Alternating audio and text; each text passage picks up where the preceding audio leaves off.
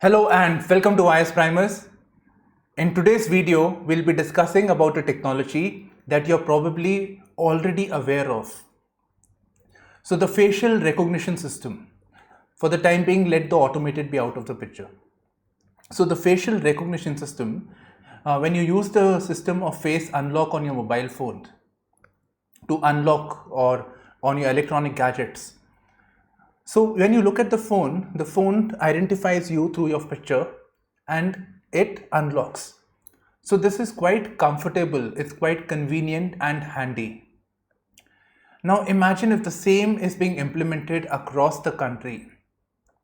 In fact, when it comes to India, that is the stand of the government, or at least it seems like that. So in the case of India, we are seeing increased adoption of automated facial recognition system. So in identifying and tracking of the vaccine beneficiaries, this is being used. Then when it comes to Digi Yatra initiative, it basically means that at airports, facial recognition system would be used for identifying and tracking of the air travelers. So this will be very convenient because these air travelers are required to check in at various points in the airport and show their ID cards. Then we have the case of Telangana's Election Commission, a constitutional body, which will be using the facial recognition system to identifying the voters on the electoral rolls. So it seems that the stand of the government is to implement this facial recognition system and use it across the spectrum. So wherever possible, we are going to see this.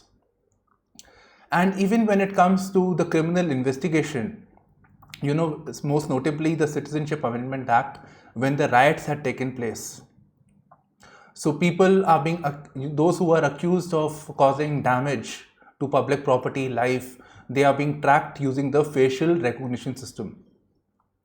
So this technology is already there, and as I already mentioned it. So yeah. The big concern over here is that one, we see that the government is implementing it, but on the other hand, we do not know the negatives or the shortcomings of this technology. All technologies have flaws. So coming to the facial recognition system, the Western countries had already implemented it much before India did. And their civil society as well as the lawmakers have expressed concerns over this technology. So European Union, most notably, the European Union basically represents the entire continent of Europe. Not all countries are members, but still most of the Europe. So they have expressed reservation on the use of facial recognition system. And they said if it is going to be used, we are going to introduce very stringent laws. And this is basically because their civil liberty groups had expressed concerns over the dangers of discrimination, mistaken identity, as well as there being loopholes for public security, loopholes in facial recognition system. And not just European Union, we have this London police where there is political pressure on dropping facial recognition system. We have municipalities of US local bodies are very, very strong. So municipalities of US many of them have banned or dropped the idea of facial recognition. So there is a good reason for these countries to move out of this technology, and on the other hand, India is using this technology more and more. So this topic that we are discussing today is centered around this very theme. So let's continue with our analysis now. So we are done with the context. Now let's look at what is the definition or the basic idea of this technology. So let's first see what is facial recognition system. So the facial recognition system is a biometric technology. So biometric is any data associated with like a fingerprints or facial features, etc. So when that is stored, that is biometric. So biometric technology that uses distinctive features such of the face to identify and distinguish an individual. So the key word over here is distinctive feature, so that we can distinguish one person from the other. And what are the distinctive features? The 3D contours of a face. Yeah, the nose, somebody's nose is like this, like that. Some cheeks are more to like mine, or some bit inside. So the 3D contours of a face, and the skin patterns, dark complexion, fair complexion, etc. So that is used in the facial recognition. So on that basis, identification and the person is distinguished. Now coming to the part of automated. So when you talk about the automated, before this, the facial recognition system needs to store this data in a hard disk, like in a computer. So the hard disk, we can call it as database. So it has all the facial recognition related data over here. Now let's say there is an incident. Let's say there was an accident or there was a missing person, right? And that is spotted on a CCTV camera. So on the CCTV camera, that recording is stored on its personal database. So let's say there was this person, this peer, I trying to identify this accident or this missing person. So this database, this photo that is stored in this database will be tallied at the master database. So this will be done, and on that basis we will identify, okay, fine, this person that we saw was so and so, because this database would have the name, address, etc. So this is quite a handy feature to have. And this technology would naturally require the application of big data, because huge amount of data is being stored, is being stacked over here. And likewise, huge amount of CCTV related data, CCTV or any other place that data has been stored over there. And then to manage that data and tally it will be quite impossible when we look at the, if a individual has to do. So this will be done by the aid of automation or artificial intelligence. So this is automated facial recognition system. So the important thing over here is that database is there. It has to have the database to match and identify. And the other thing is the application of big data and artificial intelligence for pattern finding and matching. Now coming to the applications of this technology. So the first one is quite obvious, that is better identification and tracking. So we saw this first point itself was based on this. The second important one is law enforcement and criminal investigation. I gave you the example of the Citizenship Amendment Act, the people who were accused of agitation, rioting, etc. And in this reference, it is important to look at the fact that this technology can be used as a force multiplier. Force multiplier. See, in our country, the amount of police to population ratio is quite weak, given India's high population and India spending less money on the police force or required infra for governance. So police to population thing is very less.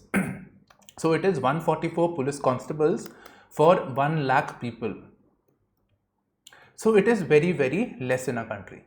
But if we can use the help of artificial intelligence, big data, especially when it comes to tracking and identification purposes, this can be a boon to the existing police force, and it can reduce the workload of theirs.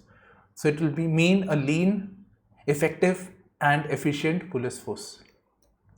So law enforcement and criminal investigation can be aided over there. And in this reference, the NCRB, the National Crime Record Bureau, so it has this thing known as Crime and Criminal Tracking Network System. So this agency would be using the automated facial recognition system. Next is the convenience things like unlocking of phones, electronic gadgets, etc. And then I gave this example earlier, auto tagging of missing persons. So missing person, we don't know the identity, but when the photo is seen and it is tallied with the database, we can identify it. Now coming to the shortcomings or concerns over here. So the concerns are, number one, we talked about the database, right? To manage this database, it is very, very expensive. You need that infra, you need the hardware to store all the data. You need people to maintain it, and you need people to manage the big data and artificial intelligence. So this is very, very expensive. And at present, US is the world leader. And when we talk about the US, I think it's 2 to 3% of its GDP goes to maintenance of the cloud infra. That is the database related things. Google, Facebook, etc. all have their database over there. So huge infrastructure cost.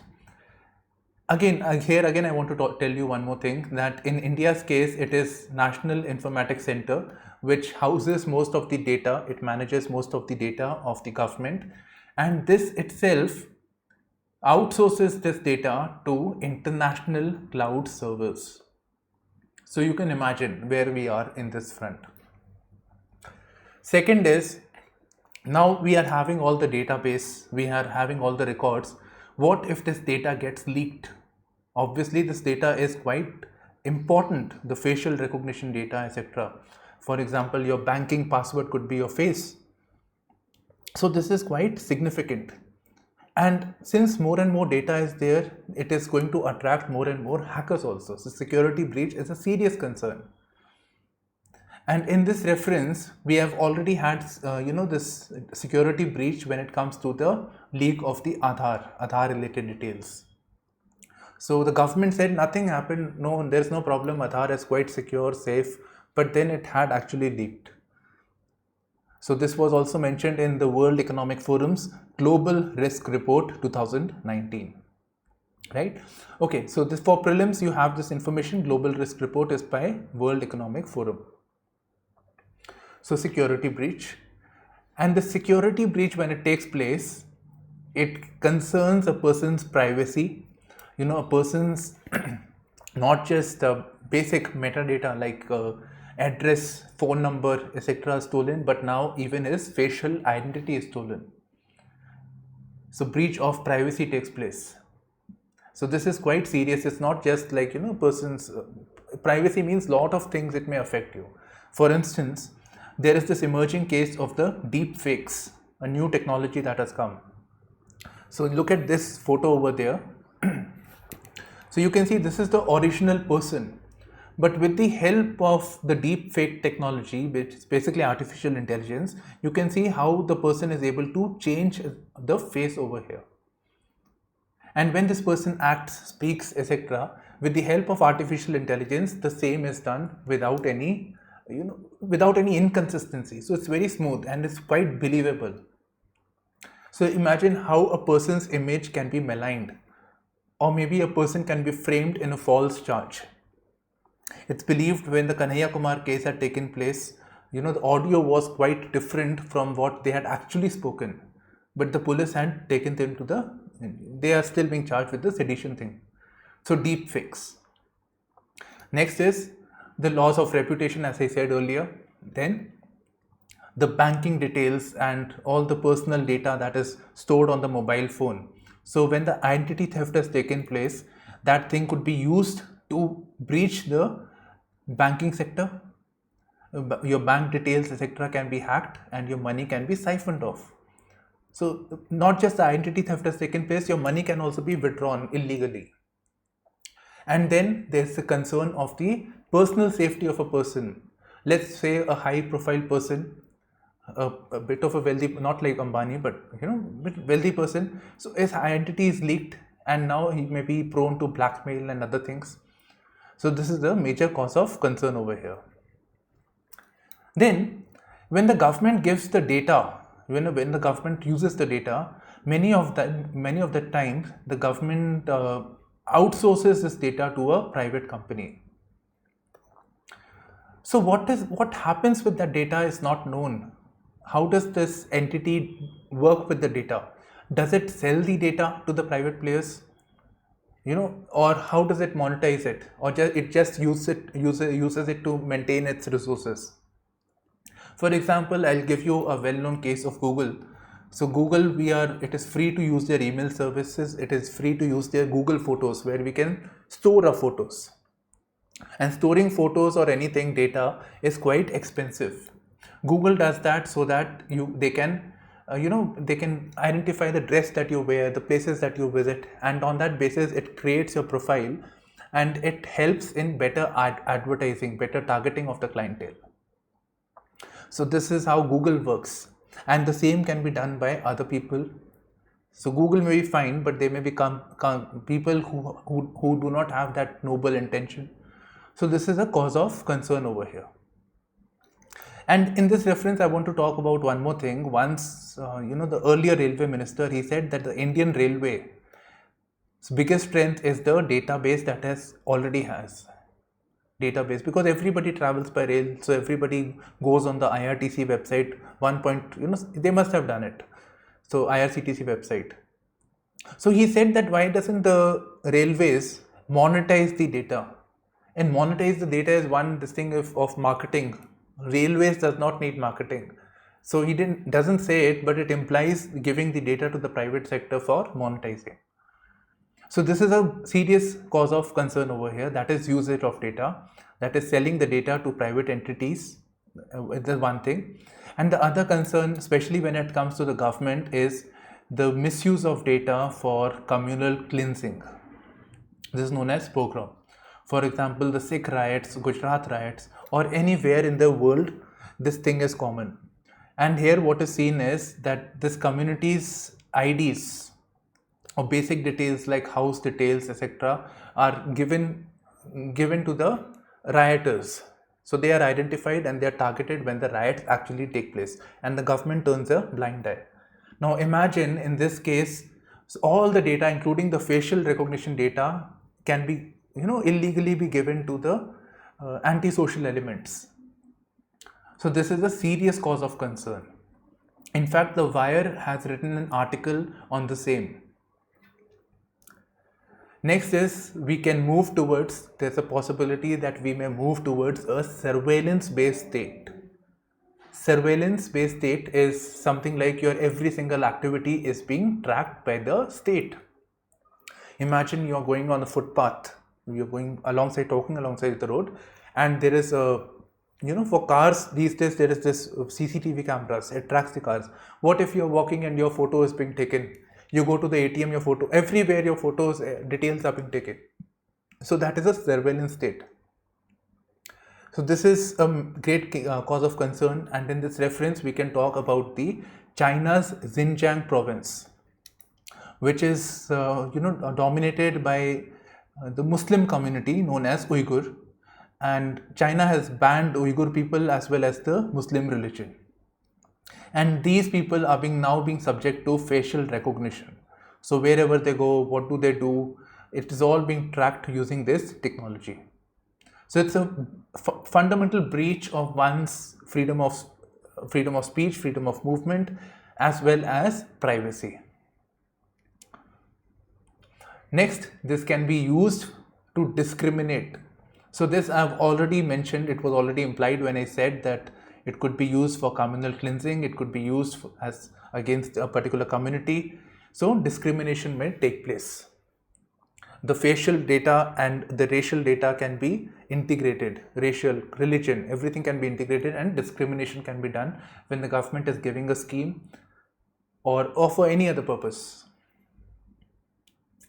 So better be careful, right? And if you're not careful, nowadays there is a scope of being charged with sedition. So there's a video on top of it, you can click on it. Okay, now coming back to this topic, so we have covered the applications and we have covered the concerns. Now the thing is, do we continue with the scheme or do we have a rethink? The question that I asked first. Continue or rethink? What do we do with this? Stop with this? Well, when we talk about any new technology, there is always a flaw, there is always a drawback. And it's how the technology is being used. It is not that these concerns were not there before. These things were already there. what we really need to do is we need to move forward. Like in any technology, like when we travel by car also, there is a chance of an accident, but we still go by a car. So we need to move forward, but with adequate checks and balances. And with reference to this, the biggest checks and balance would be having a dedicated law on privacy. So privacy related law, which is already there is consultation being going on the lines of Justice Shri Krishna Committee report. So privacy, as well as there is this Puttaswamy judgment which talks about a right to privacy being a fundamental right. These have to be realized in practice.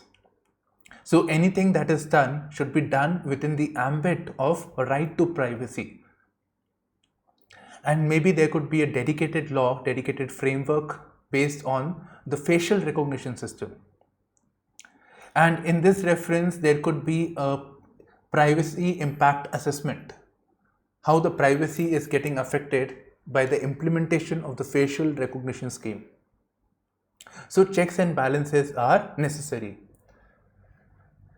Second is, we can learn from the international experience. Like there is a cause of concern in the West, and I said that the EU is making a set of laws. They are not banned it.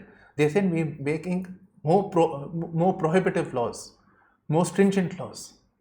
And if those laws are not followed, then action will be taken, strict action. So we can learn from their experience. So that can be done. Maybe India can take its own initiative and work with the global community on the issue of privacy as well as this automated facial recognition system. So this is all I have in this particular video on the automated facial recognition, and this is quite important for your general studies paper 3 mains.